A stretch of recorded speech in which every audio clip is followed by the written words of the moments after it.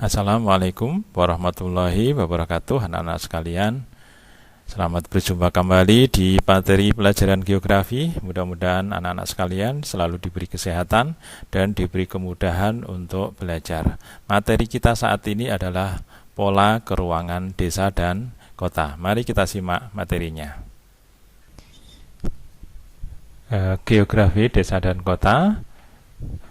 Kemudian kompetensi dasarnya adalah menganalisis struktur keruangan desa dan kota, interaksi desa dan kota, serta kaitannya dengan usaha pemerataan pembangunan. Adapun indikatornya atau yang akan kita pelajari saat ini ada agak banyak. Untuk desanya dulu kita pelajari dulu. Jadi walaupun judulnya desa dan kota, tapi kali ini kita pelajari dulu untuk yang desanya. Jadi nanti kita akan belajar tentang pengertian desa, komponen desa, potensi desa, ciri desa, klasifikasi desa, pola fungsi, faktor pendorong penghambat, dan usaha untuk mempelajari desa dan kota itu sendiri. Jadi kita juga harus mengerti bahwa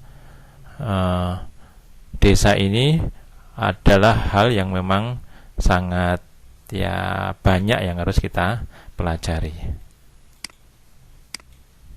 Sekarang kita masuk ke tujuannya. Tujuannya adalah sebagaimana yang ada di kurikulum kita adalah supaya bisa mengkaitkan desa dan kota mempunyai sifat yang baik dan punya sifat pengamalan agama yang baik.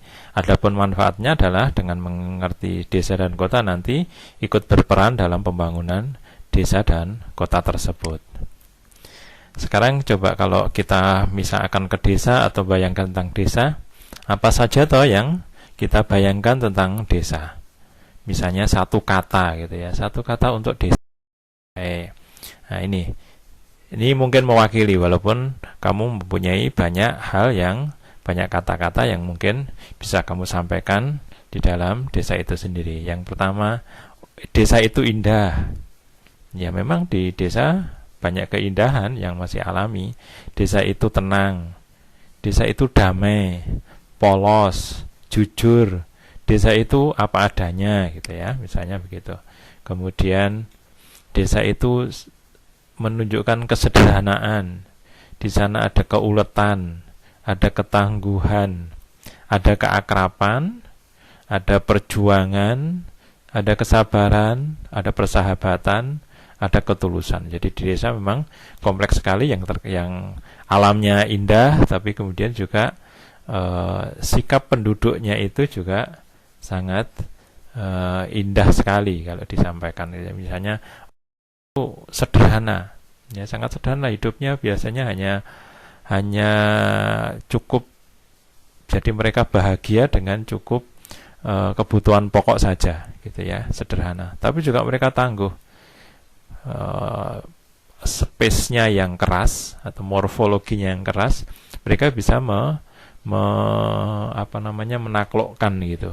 Coba kamu ke daerah Dieng, di daerah pegunungan di sana, mereka punya kebun di atas pegunungan yang tinggi dengan lereng yang terjal, tapi bisa mengolah, kemudian bisa membawa hasil tanamannya itu kembali ke rumahnya masing-masing dengan perjuangan yang luar biasa, sehingga mereka mempunyai ketangguhan yang luar biasa, keuletan, keakraban, dan lain sebagainya.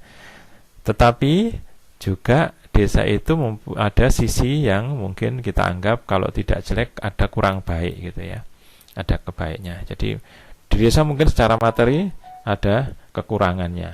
Jadi di desa secara materi banyak kekurangannya. Kemudian di desa mungkin mewakili tempat yang masih terbelakang. Ya, masih terbelakang karena tingkat pendidikannya masih sangat rendah gitu ya. Kemudian di desa juga kita jumpai kemiskinan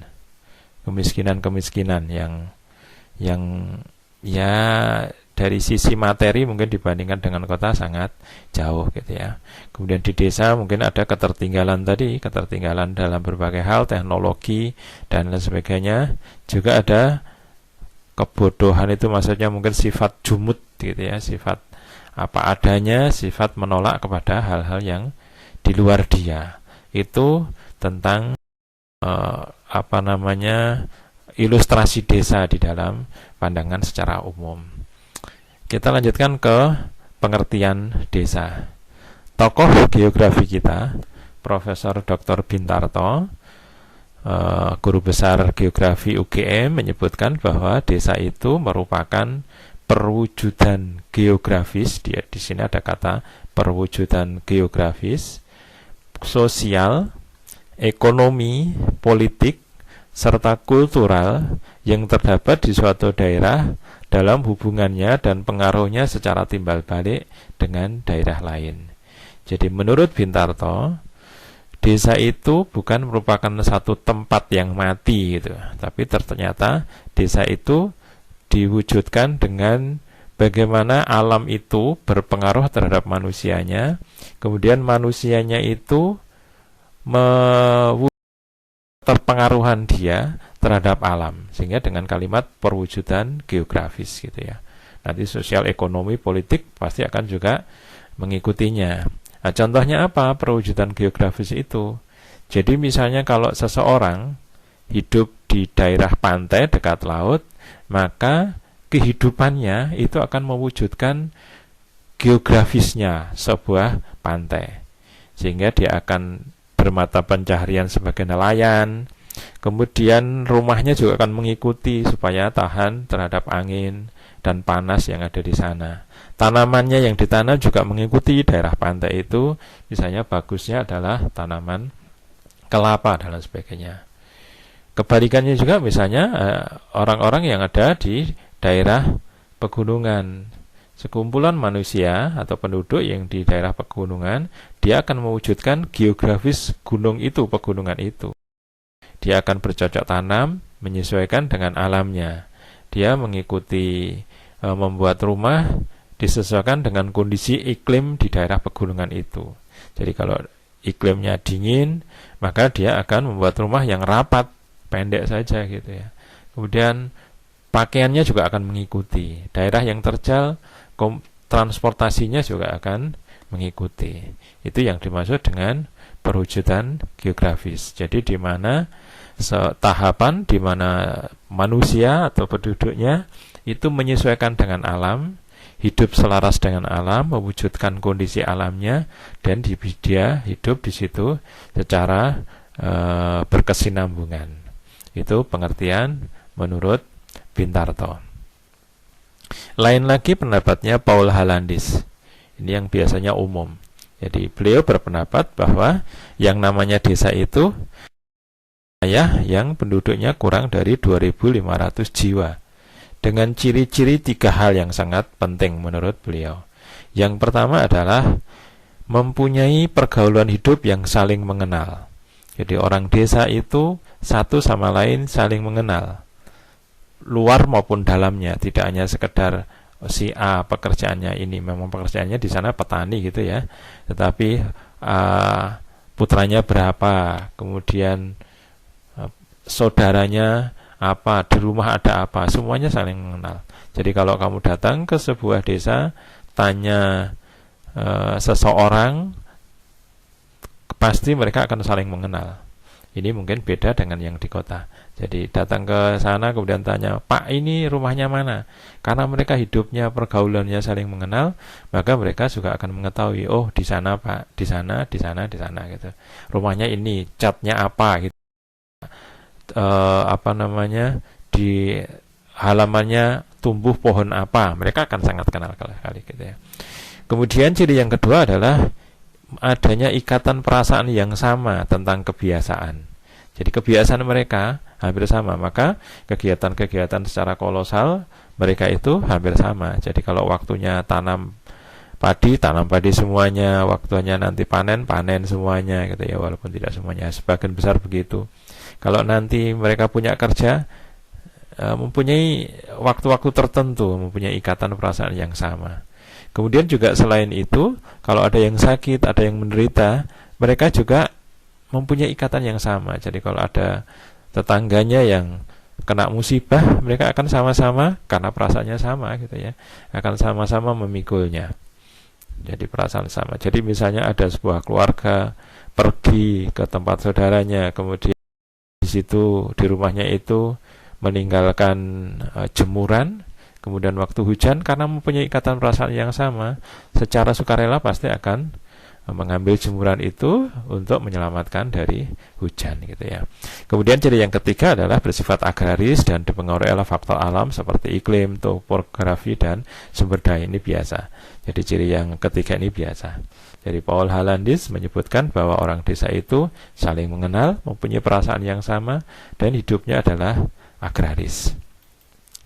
Kemudian kalau menurut Undang-Undang Nomor 22, desa adalah kesatuan masyarakat hukum yang memiliki kewenangan untuk mengatur, mengurus kepentingan masyarakat setempat berdasarkan asal-usul serta adat istiadat setempat yang diakui dalam sistem pemerintahan nasional dan berada di bawah kabupaten. Jadi ini memang undang-undangnya begitu. Ini seperti pemerintahan rendah yang ada di sebuah negara, tapi mereka mengurus kepentingan masyarakat setempat berdasarkan adat istiadatnya. Jadi walaupun pemerintahan ada yang sama secara administratif, tapi berdasarkan pengaturannya mereka mempunyai kearifan lokal tersendiri yang disesuaikan dengan adatnya masing-masing. Komponen desa atau unsur-unsur desa. Yang namanya desa pasti harus memiliki 3 unsur ini. Ada wilayah, ada batas-batasnya, ada areanya gitu. Kemudian ada penduduk dengan jumlah tertentu. Tidak setiap penduduk kalau kecil namanya desa, bukan, ada penduduk tertentu. Kemudian di situ juga ada tata kehidupan yang disepakati bersama. Jadi ada aturan-aturan yang banyak yang tidak tertulis yang mereka adakan bersama.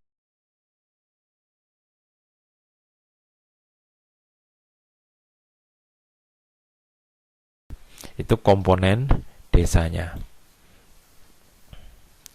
Potensi desa. Desa untuk tumbuh dan berkembang, untuk melangsungkan kehidupannya, itu mempunyai potensi, ada potensinya. Potensinya ada 2, yaitu potensi fisik dan potensi sosial. Adapun potensi fisik meliputi tanah, air, udara, flora, dan fauna. Tanah maksudnya apa? Tanah yang subur, tanah yang luas, itu potensi bagi desa untuk mengembangkannya. Artinya, desa yang mempunyai tanah yang subur dan tanah yang luas pasti lebih berpotensi daripada desa yang tanahnya tidak subur, gitu ya. Tanahnya tidak luas. Jadi desa itu luasnya juga masing-masing berbeda, kesuburannya berbeda-beda. Karena mereka bersifat agraris, maka tanah yang subur itu menjadi potensi, mungkin yang utama gitu ya. Kemudian yang kedua, air yang jernih, air yang melimpah, air yang jernih, air yang melimpah, itu juga merupakan potensi karena mereka agraris, bersawah gitu ya, berkebun dan lain sebagainya, sehingga air itu menjadi sangat utama. Jadi air yang melimpah, air yang masih bersih, air jernih gitu ya, baik untuk kehidupan pekerjaannya maupun kehidupan keluarganya. Jadi dibayangkan kalau ada sebuah desa airnya kurang, nah pasti kan potensinya juga tidak terlalu baik untuk berkembang. Bisa jadi desa itu akan ditinggalkan oleh penduduknya gitu ya. Kemudian udaranya juga sama, udaranya masih alami, masih natural, masih bersih, masih sejuk, masih sehat gitu kan. Ada desa-desa yang tidak semacam itu, agak dekat dengan kota atau agak dekat dengan bidang-bidang usaha gitu ya. Tapi kalau desanya itu udaranya bagus, maka juga akan menjadikan desa itu berpotensi. Kemudian flora dan fauna. Flora itu kan yang ditanam tadi. Maka kalau di suatu desa itu mempunyai flora yang punya nilai ekonomi tinggi, jadi misalnya menanam tanaman yang punya nilai ekonomi tinggi gitu ya. Padi dianggap tidak tinggi, tapi misalnya kemudian menanam tembakau, menanam sayur-sayuran yang mahal gitu ya, sayur-sayuran gitu ya. Maka itu merupakan potensi bagi desa tersebut. Dan selama ini nyatanya desa yang bertani padi dengan desa yang berkebun itu biasanya maju desa yang berkebun. Penduduknya sejahtera yang di perkebunan ini gitu kan ya. Apalagi kalau di luar Jawa itu ada sawit itu berarti floranya sebagai potensi. Fauna juga begitu. Fauna bagi orang desa itu merupakan tabungan. Apalagi kalau fauna itu bersifat ekonomis yang tinggi, kan? Faunanya bersifat ekonomis yang tinggi. Kalau di Jawa misalnya sapi itu kan mahal, 20 juta ke atas. Jadi mereka kelihatannya tidak punya tabungan kalau ditanya. Tapi kalau membelikan sepeda motor anaknya, dia mudah karena hanya menjual satu sapinya saja, satu korbonya saja. Di tempat lain mungkin kuda gitu ya. Di tempat lain mungkin kerbau. Di Sulawesi itu, di Sulawesi Utara ada kerbau putih yang mahal gitu ya. Bisa ratusan juta. Jadi di desa itu sebagai simpanan, sebagai faktor-faktor nanti yang jadi ada cerita kalau anaknya kuliah kemudian pulang enggak ada uang saku, mereka menjualkan ternaknya seperti ayamnya atau bebeknya. Jadi mereka bisa hidup juga, bisa sebagai potensi juga untuk menghidupi kehidupan sehari-hari. Ada tamu, mereka walaupun tidak punya makanan, dia punya ayam untuk disajikan kepada tamunya itu. Itu potensi fisik. Sekarang potensi sosial. Orang desa mempunyai potensi sosial, contohnya adalah adat. Adat memang ada yang baik, ada yang tidak baik. Tetapi adat yang baik merupakan potensi yang luar biasa, karena adat ini lebih ditakuti daripada mungkin pemerintahannya. Mereka lebih taat pada adat, lebih takut melanggar adat daripada harus melanggar mungkin aturan lalu lintas, aturan pemerintah yang lain gitu ya. Sehingga kalau adat ini berbuat sesuatu yang baik, pasti mempunyai potensi. Adat yang ulet, adat misalnya gotong royong, kerjasama yang bagus, itu kan begitu. Kemudian yang kedua adalah pandangan hidup. Pandangan hidup orang desa itu kan sederhana, tapi dihayati dengan baik dan dilaksanakan. Misalnya alon-alon waton kelakon. Jadi hidupnya mereka santai, alon-alon, asal kelakon nggak masalah, nggak usah terburu-buru gitu ya. Itu di sana di desa juga merupakan sebuah potensi yang luar biasa. Kemudian religi di desa diyakini lebih kuat karena mungkin pengaruhnya juga tidak terlalu besar dibanding dengan kota. Kebudayaan, ini adat dan kebudayaan agak dibedakan sedikit. Kebudayaan itu kan yang bisa dilihat secara umum oleh masyarakat luar gitu ya. Jadi budayanya atau kebiasaannya ini, jadi adat dan budaya mungkin beda, tapi juga bisa ada unsur yang sama juga. Kemudian karakter orangnya, jadi ada desa-desa yang punya karakter tertentu yang juga merupakan potensi gitu ya, potensi. Kemudian lembaga non formal yang dimiliki oleh orang-orang desa itu. Lembaga non formal itu apa? Lembaga-lembaga yang dibuat oleh keluarga-keluarga gitu ya, keluarga atau keturunan kadangkala mempunyai ingatan yang luar biasa. Mereka seperti sebuah lembaga yayasan gitu, kadangkala membangun sesuatu itu dari lembaga ini, berdasarkan lembaga ini gitu ya. Ada yang sebuah keluarga itu membangun panti yatim, panti asuhan dan sebagainya, itu karena lembaga-lembaga yang kuat di desa tersebut. Berikutnya adalah ciri desa. Ciri desa secara umum, secara fisik adalah banyak sekali ya fisiknya, ya tanahnya, airnya tadi. Itu ciri-ciri lahan di desa itu adalah kepemilikan lahan yang luas. Kan antara lahan dengan manusia yang cukup besar itu maksudnya orang desa itu mempunyai tanah yang luas-luas, sehingga kadangkala ada yang tidak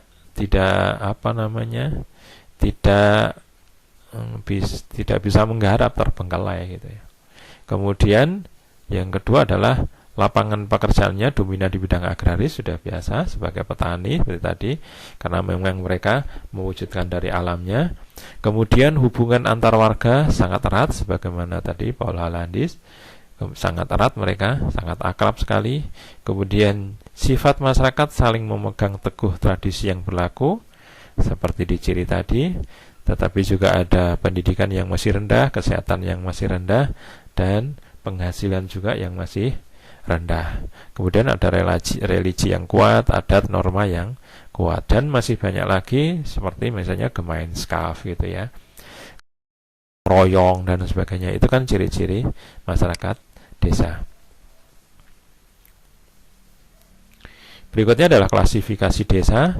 Ada desa besar. Desa besar itu dari jumlah penduduknya juga bisa, dari lahannya juga bisa. Desa sedang, desa kecil, ini relatif sekali ya, masing-masing tempat berbeda. Artinya saya pernah ketemu dengan anak Kalimantan Tengah yang kuliah di UGM, kemudian KKN. Luasnya ketika dihitung, satu kecamatan di Kalimantan Tengah itu sama dengan 5 kabupaten di Pulau Jawa. Nah kan, jadi kan maka sama-sama desa nanti akan jadi relatif. Jadi di Kalimantan itu satu kecamatan itu luasnya 5 kabupaten. Jadi Ekskarisi dan Surakarta ini kalau di Kalimantan sana cukup itu cuma satu kabupaten saja karena masih banyak berupa hutan gitu ya. Kemudian kegiatannya ada desa nelayan, kalau sebagian besar penduduknya sebagai nelayan gitu ya. Desa pertanian, kalau sebagian besar penduduknya sebagai petani. Desa perkebunan, kalau sebagian besar merupakan sebagai perkebunan dan pertambangan. Berikutnya adalah desa menurut perkembangannya, ada 3. Yang pertama adalah desa swadaya, itu desa yang masih terbelakang, desa yang masih belum maju, masih mulai jadi desa gitu. Dengan ciri katanya adalah masih. Jadi kalau ada kalimat masih, berarti itu desa yang masih terbelakang, desa tradisional gitu ya.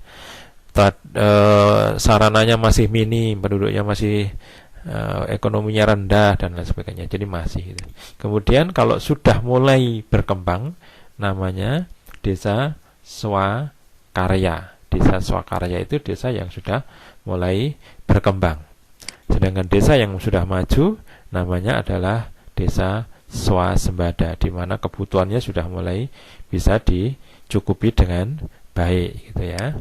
Kemudian fungsi desa bagi kota. Fungsi desa bagi kota itu ada banyak sebetulnya, tapi kita pakai yang 3 ini yang penting. Yang pertama adalah desa sebagai penyedia pangan kota, desa sebagai penyedia tenaga kerja kota walaupun belum ahli tapi banyak. Kemudian desa sebagai penyedia bahan baku industri gitu ya. Itu fungsi desa. Masih banyak lagi sebetulnya, karena misalnya desa sebagai pasar baru ya, desa untuk memperluas industri orang kota, itu kan bisa juga gitu ya. Tapi ini saja dulu. Berikutnya adalah pola pemukiman desa. Pola pemukiman desa itu adalah konfigurasi atau tatanan rumah-rumah orang desa di dalam membangunnya. Jadi kalau orang desa itu membangun rumahnya di sepanjang jalan, sungai, pantai, dan kereta api, maka disebut dengan pola pemukiman memanjang atau linier. Kemudian kalau mereka menggerombol, maka disebut dengan memusat, trade center gitu ya, memusat gitu ya. Kemudian kalau mereka menyebar, mereka disebut dengan open country. Mereka menyebar. Yang menyebar itu yang seperti apa? Di daerah yang kesuburannya tidak merata, di daerah pegunungan. Sedangkan kalau memusat itu kesuburannya sama, di sana ada fasilitas umum atau ada hubungan darah. Mereka memusat. Di daerah seperti ini, di daerah pegunungan, kalau ada hubungan darah pasti juga akan memusat. Itu pola pemukimannya. Kemudian faktor pendorong dan penghambat pembangunan desa. Faktor pendorong dan penghambat itu dari alam, ada dari masyarakatnya, dan dari pemerintahannya. Ini nanti bagian dari kuis kamu gitu ya. Kemudian ini contoh faktor pendorongnya, ada nilai budaya dan ada nilai sikapnya.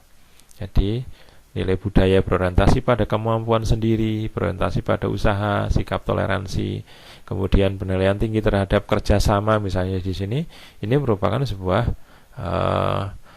faktor pendorong. Adapun faktor penghambatnya vested interest, tradisional, kemudian pendidikan rendah, kemudian sikap menerima, kadangkala kurang jujur, kurang bekerja keras karena tadi pandangan hidupnya, itu merupakan faktor penghambat. Kemudian usaha memajukan desa itu bisa ditempuh dengan 3 hal, dari alamnya, prasarananya, maksudnya fisiknya, dari masyarakatnya, dan dari pemerintahnya. Itu untuk materi pola keuangan desa. Kemudian nanti ada kuis, silakan dikerjakan di GCR-nya nanti. Apa tuh kelebihan desa dibandingkan dengan kota yang bisa dipakai untuk meningkatkan kesejahteraan tadi, usaha majukan tadi. Kemudian yang kedua, mengapa masyarakat desa lebih mampu mempertahankan budayanya dibanding dengan masyarakat kota.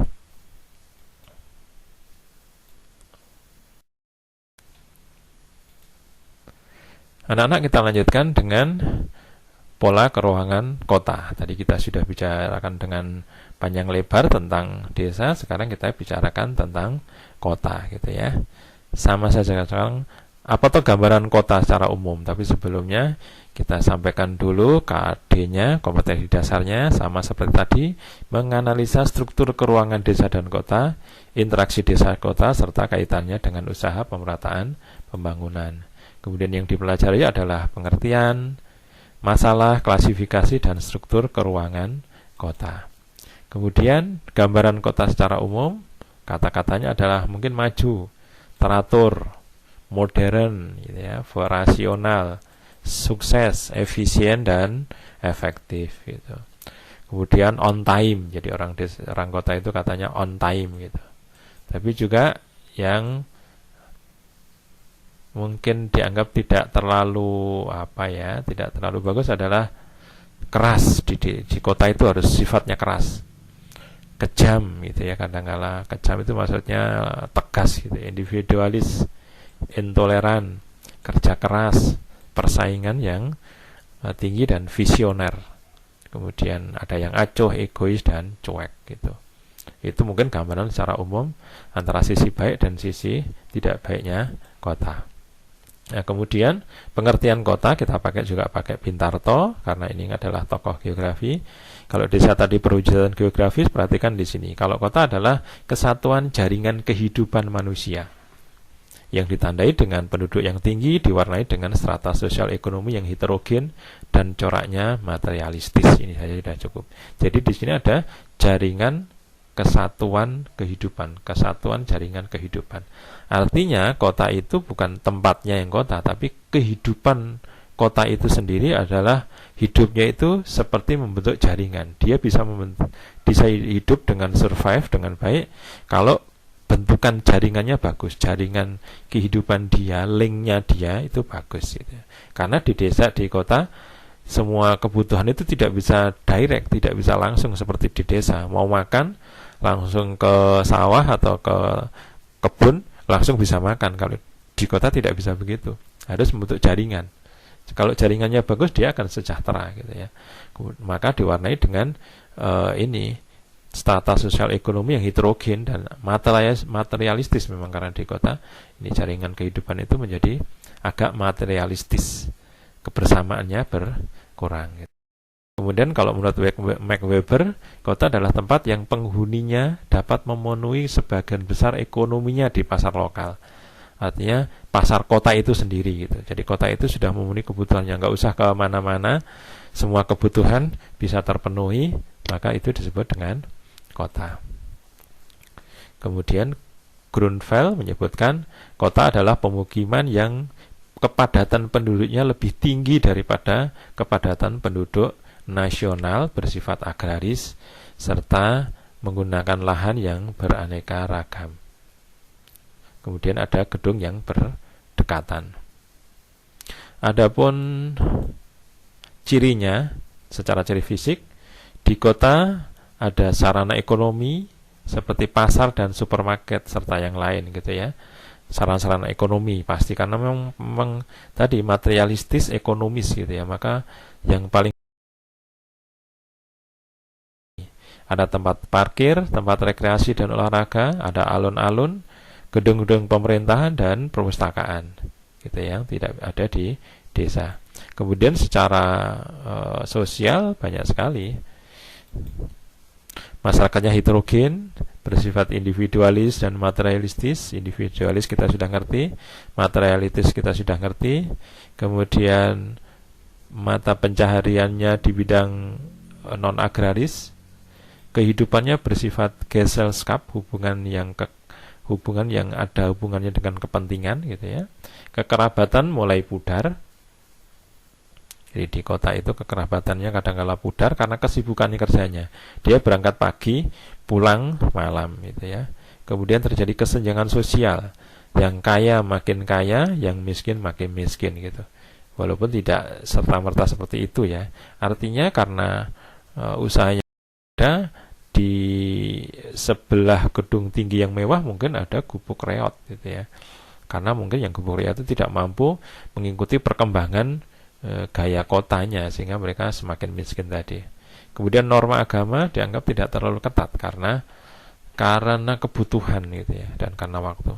Pandangan hidupnya rasional. Orang kota lebih rasional daripada orang desa yang masih disebut masih gugon tuhon, masih tradisional gitu.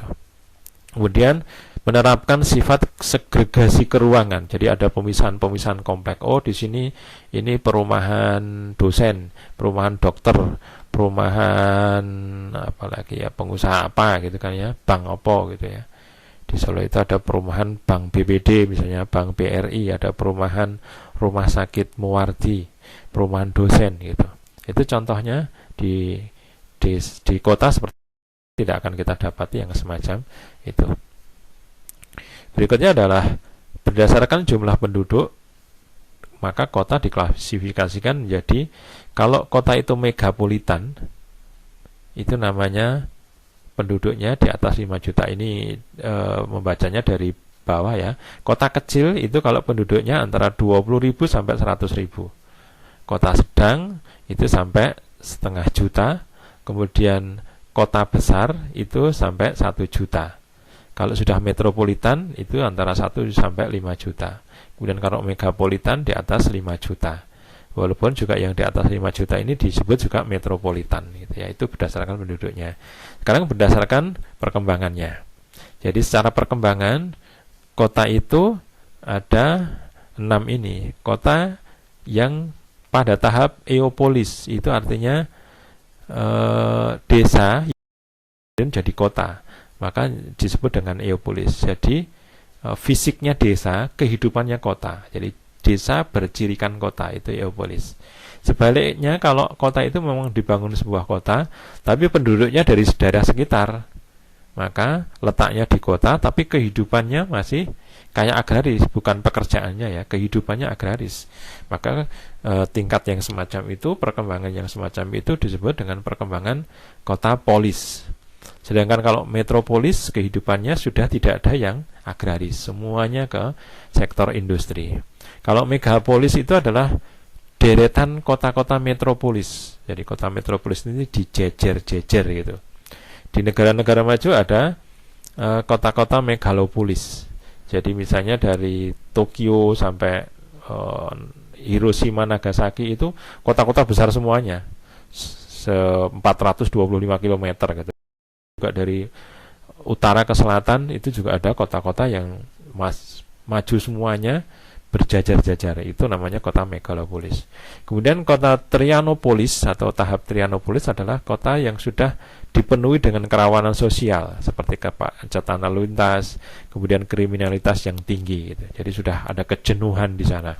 Kejenuhan kehidupan karena kebutuhan yang banyak, penduduknya banyak, kemudian lahannya sempit, maka kemudian di situ ada tirani-tirani kecil gitu yang menguasai. Walaupun ada pemerintah, ada penjaga keamanan, tapi tidak mampu mengatur itu semuanya. Yang terakhir, kalau kota itu sudah pada tingkat yang paling tinggi, maka juga akan rusak, akan runtuh. Maka desa itu menjadi kota nekropolis.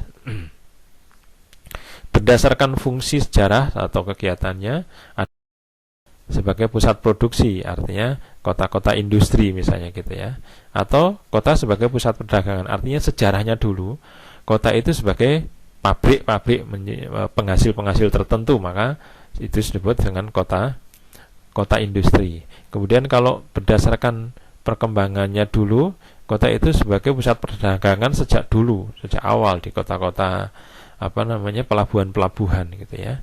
Kemudian kota juga yang sebagai pusat pemerintahan kerajaan, itu adalah kota pusat pekerjaan. Kemudian pusat kebudayaan dan lain sebagainya. Berikutnya adalah masalah-masalah kota. Saya kira cukup banyak dan bisa dilihat secara mudah. Yang pertama adalah polusi, kemudian lalu lintas, ini yang paling banyak. Kemudian banjir, ini bisa tidak. Kalau kota itu bisa membangun dengan baik juga tidak banjir, tapi sekarang ini banyak yang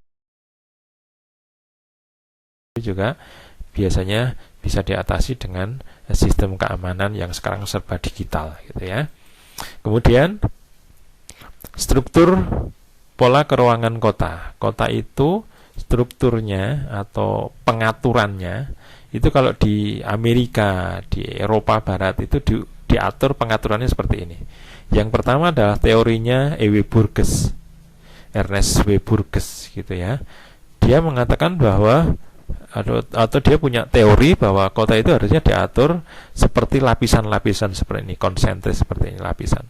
Lapisan yang tengah di pusat kota itu sebagai pusat daerah kegiatan.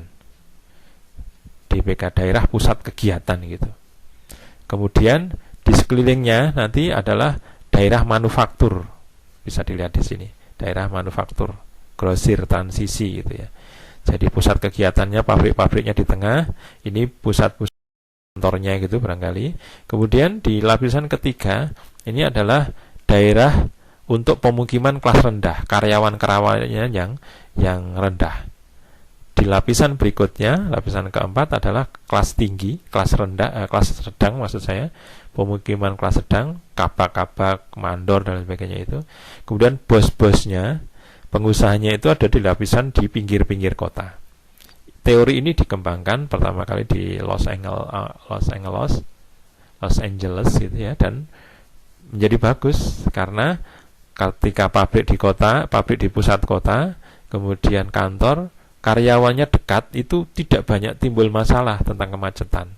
Kita bandingkan kalau Indonesia kan karyawannya di luar kota, pabriknya, tempat kerjanya di kota, sehingga dia masuk kota setiap hari dari semua arah, maka jadi macet. Kalau ini kan tidak macet, dia tidak harus pakai sepeda motor, tidak harus pakai kendaraan, dia datang langsung. Sedangkan yang punya perusahaan itu di pinggir, nggak masalah, telat-telat kan nggak masalah gitu ya, atau pakai kendaraannya. Dan orang-orang yang kaya ini kan butuh space yang luas, sehingga dia bisa mengembangkan ke arah luar.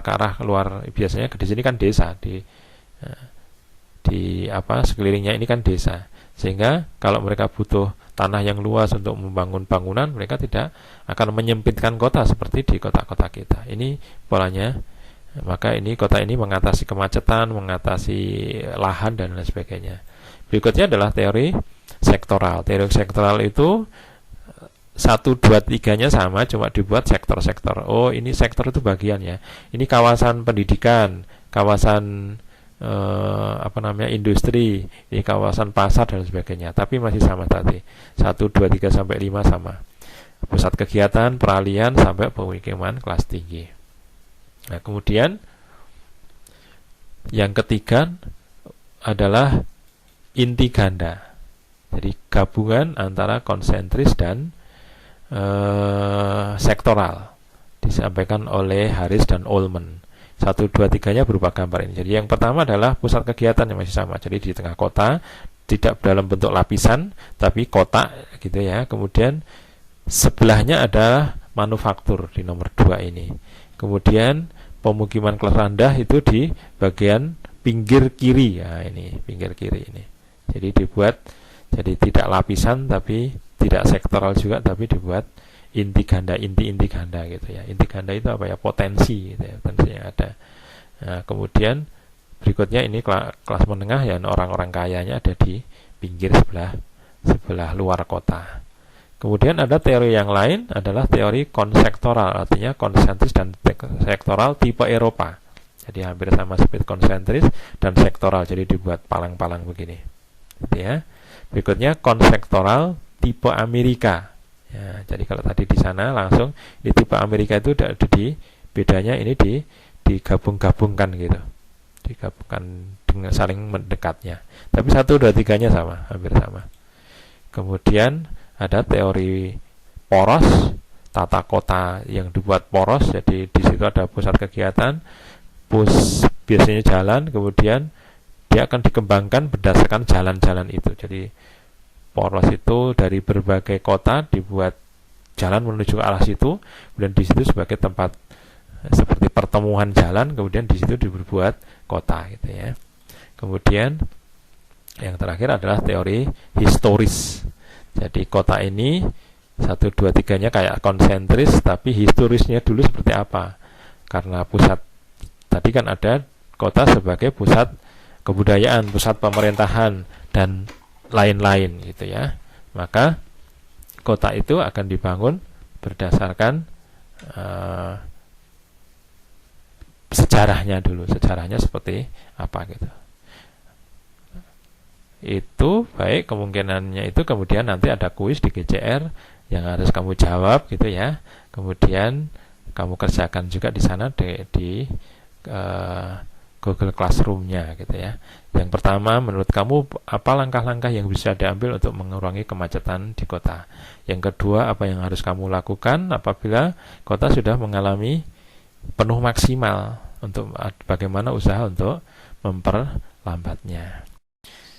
Itu anak-anak. Kemudian materi berikutnya dipersiapkan untuk KD berikutnya, yaitu tentang pemanfaatan peta PJ dan baik, saya kira itu anak-anak sekalian, mudah-mudahan bisa difahami dengan baik dan menjadi pengetahuan kita sekalian apa yang dimaksud dengan desa dan kota. Jadi kesimpulannya, desa dan kota masing-masing punya kelebihan, keunggulan, ada cirinya, ada unsurnya, kemudian ada kelebihan, ada masalahnya, dan ada tahap-tahap perkembangannya. Demikian, kalau ada kurangnya saya mohon maaf. Billahi taufik wal hidayat. Assalamualaikum warahmatullahi wabarakatuh.